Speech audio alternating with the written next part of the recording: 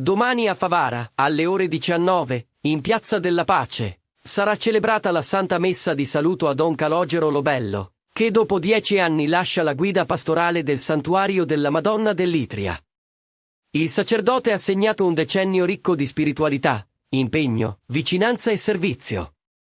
In tanti, in questi anni, hanno trovato in lui una guida, un padre, un amico. La celebrazione è prevista in Piazza della Pace, luogo simbolo di tanti eventi religiosi e popolari, diventata negli anni un punto di riferimento per la comunità.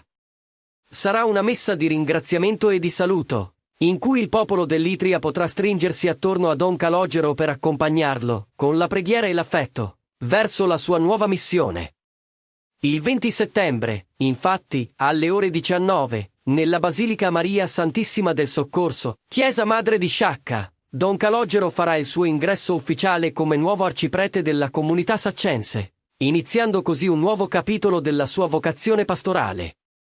Al suo posto fedeli si preparano con gioia ad accogliere Don Maurizio Mangione, che il 29 settembre, sempre alle ore 19, presiederà la messa di immissione canonica come nuovo parroco della chiesa del Santuario della Madonna dell'Itria.